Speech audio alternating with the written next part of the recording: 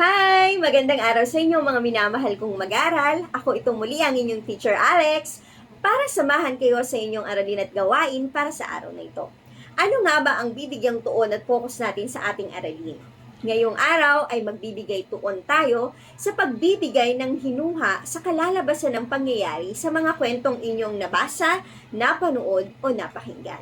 Subalit alam kong marami sa inyo ang may mga katanungan sa kanilang isipan, katulad ng, ano nga ba ang paghihinuha? Paano ako makapagbibigay ng isang paghihinuha? Kailan ko masasabing ang paghihinuhang aking binigay ay isang matalinong paghihinuha? Huwag kang mag-alala. Kaya nga ako narito ay upang bigyang linaw sa iyong isipan ang mga katanungang iyan. Oops! Teka, bago tayo magsimula, kumuha ka muna ng kwaderno at panulat upang sa aking talakayan ay maitala mo ang mahahalagang detalye na iyong mapapakinggan. Handa ka na ba? Simulan na natin! Ang paghihinuha ay isang paraan ng pagbibigay ng iyong sariling haka-haka o opinyon tungkol sa isang bagay o sitwasyong naganap. Ito ay maaaring magmula sa iyong sariling paniniwala at pagkakaintindi sa isang konteksto ng pangyayari. May mga salitang ginagamit sa paghihinuha. May mga tiyak na salitang ginagamit upang magbigay ng isang paghihinuha. Ito ay ang mga sumusunod. Sa tingin ko, marahil, siguro, baka, yata, tila, di malayo, at sa palagay ko. Upang higit ninyong maunawaan kung ano ang aking sinasabi, magbibigay ako ng ilang halimbawa nito sa pangungusap. Para sa unang halimbawa, nagdidilim ang kalangitan. Siguro, bubuhos ang malakas na ulan. Mula sa pangungusap, makikita ninyo na ang salitang siguro ay naka-italisado. Ang salitang siguro ay ginamit upang maipahayag ang paghihinuha.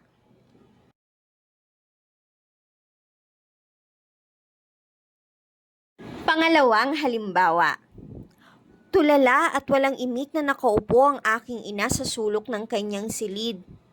Marahil mayroon siyang mabigat na suliranin. Ano kaya ang ginamit na salita sa halimbawa upang ipakita ang paghihinuha? Tama, ang salitang marahil ang ginamit upang maibigay ang paghihinuha. Si Bantugan ay kapatid ni Haring Madali ng Kaharian ng Gumbaran. Kilala siya sa pagiging mahusay na mandirigma, kaya walang mga has na lusubin ang kanilang kaharian. Dahil dito, maraming kababaihan sa kanilang lugar ang nahuhumaling sa angkin niyang kakisigan. Ito ang mga naging dahilan upang magalit ang kanyang kapatid na si Madali at ipinag-utos sa kanyang nasasakupan na walang sinuman ang maaaring makipag-usap sa kanyang kapatid. Ang sinumang sumuway sa kanyang kautusan ay pahapatawan ng kamatayan. Nalaman nito ni Bantugan at dinamdam niya ang ginawa ng kanyang kapatid sa kanya. Mula sa kwentong ito, ano kaya ang mahihinuha mo na susunod na mangyayari? A. Siguro magkakaroon ng digmaan sa pagitan ng magkapatid. B. Marahil lilisanin ni Bantugan ang kanilang kaharian. C. Sa tingin ko, sisirain ni Bantugan ang kaharian nila. O D. Baka hindi na ipagtanggol ni Bantugan ang kaharian. Ano kaya sa palagay mo ang tamang sagot? Magaling! Ang sagot ay letrang B. Marahil lilisanin ni Bantugan ang kaharian. Bakit kaya ito ang naging tamang sagot? Halika, suriin natin. Masasabing ang mga sagot ay pwede lahat. Ngunit may pinakatama sa kanila batay sa mga himaton o clues na nasa kwento. Mula sa kwento, Nasabing dinamdam ni Bantugan ang nalaman niyang pinag-utos ng kapatid. Kaya ang pinakamaaaring gawin ng isang taong nagtatampo ay ang umalis.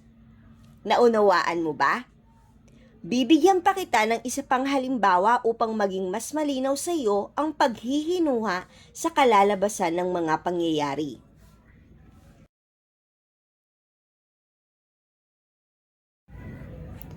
Sa pag-alis ni Prinsipe Bantugan sa kanilang kaharian, ay naglakbay siya sa kung saang-saang bayan. Nilakad niya ang pagkalayo-layong kaharian nang walang tulog, kain at pahinga. Isang araw, sa kanyang paglalakad, ay inabutan siya ng isang napakalakas na ulan. Basang-basa siyang sumilong sa ilalim ng puno.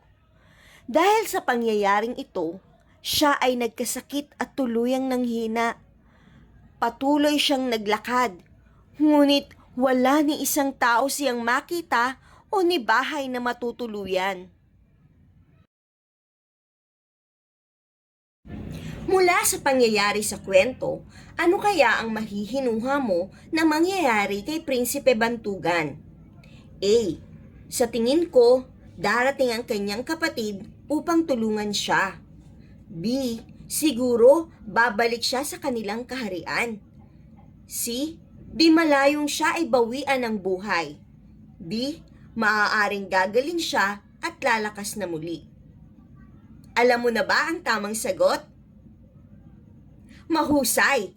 Titik C ang tamang sagot. Kung susuriin natin ang kwento, ito ang pinakaposibleng mangyari sa isang taong may sakit na patuloy na naglalakbay sa isang lugar na walang tao. Naunawaan mo na ba ang ating aralin?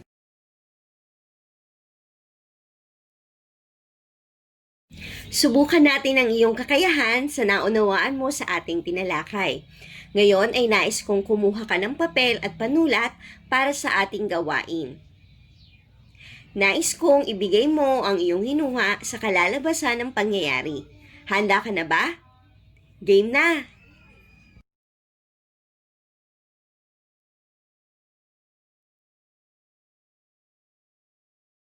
Para sa unang bilang. Ginabi ng uwi si Beth galing sa parke dahil nawili siya sa pakikipagkwentuhan sa kanyang mga kaibigan. Nagmamadali siyang umuwi nang makita niya ang tawag ng kanyang ina na hindi niya nasagot. Ano ang mahihinuha mo na susunod na mangyayari?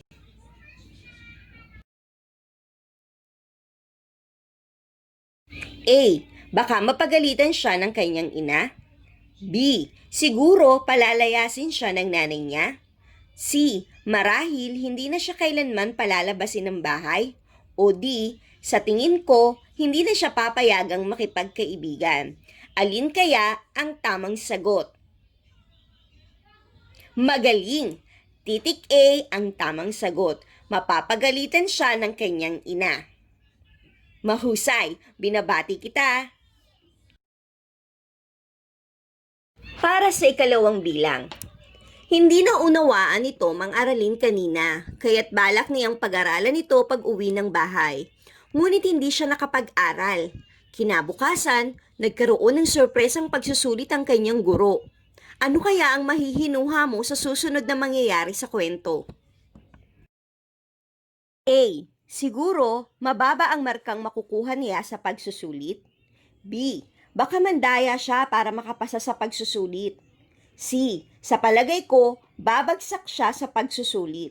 O D. Sa tingin ko, papasa siya sa kanyang pagsusulit. Alin kaya sa apat na pagpipilian ang tamang sagot? Kapuri-puri! Titik C ang tamang sagot. Sa palagay ko, babagsak siya sa pagsusulit. Ikatlong bilang. Masipag at matyagang bata si Lenny. Nag-aaral siyang mabuti habang namamasukan sa isang karinderya upang matustusan ang kanyang pangangailangan sa paaralan. Ano ang mahihinuha mo ang mangyayari kay Lenny sa darating na panahon?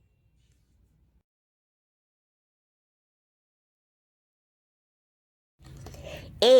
Sa tingin ko, hindi siya makakatapos ng pag-aaral. B. Baka makapag-asawa siya ng mayaman. C. Siguro may mag-aalok sa kanya ng tulong. O D. Di malayong magkaroon siya ng magandang kinabukasan.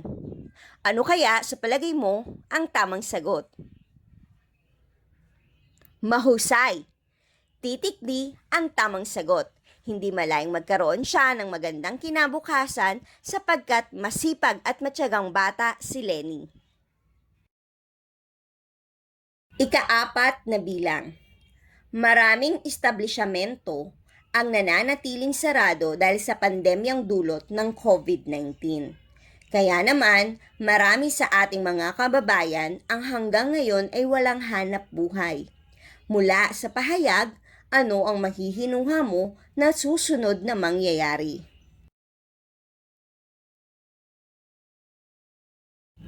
Letter A. Marahil babagsak ang ekonomiya at tataas ang tala ng krimen sa bansa. B. Tila magiging maayos ang lahat at babalik muli sa dati ang buhay ng tao. C. Siguro magkakaroon ng pag-aalsa ang mga Pilipino laban sa pamahalaan. O D. Baka makahanap ng lunas sa sakit at mabawasan ang mga tinatamaan nito. Alin kaya sa 4 na letra ang tamang sagot? Napakagaling! Titik A ang tamang sagot. Marahil babagsak ang ekonomiya at tataas ang tala ng krimen sa bansa. Para sa huli at ika-5 bilang. Mahilig maglaro si Juancho ng online games. Maghapon siyang nakatutok sa computer dahil sa labis na pagkahumaling sa mga ito. Ano kaya ang mahihinuha mong kalalabasan ng pangyayaring ito?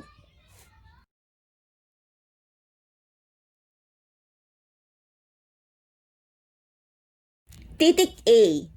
Tila sisikat siya sa mundo ng online games. Titik B. Siguro lalabo ang kanyang mata sa sobrang tutok sa computer. Titik C. Tila bibilhan siya ng kanyang magulang ng computer na magagamit. O titik D. Maaaring siya ay mapasama sa masamang barkada sa kalalaro nito. Alin kaya sa 4 na letra ang tamang sagot?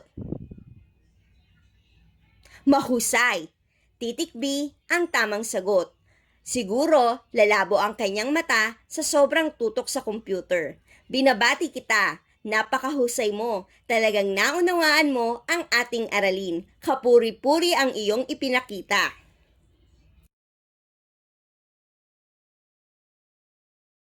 Ngayon ay sigurado akong naging malinaw na sa iyo ang ating aralin. Sana ay marami kang natutunan sa araw na ito. Sa paghihinuha, kinakailangang maging matalino tayo. Ibase ang ating mga hinuha sa mga clues o himaton na nakikita natin sa ating akdang binabasa. Gamitin din ang mga salitang ginagamit upang ipahayag ang paghihinuha. Hanggang sa susunod nating pagkikita, paalam! Muli, ako si Teacher Alex na nag-iiwan sa inyo ng katagang, sa Filipino, di ka lamang tatalino. Mas makikilala mo pa ang katutubong kulay mo. Paalam!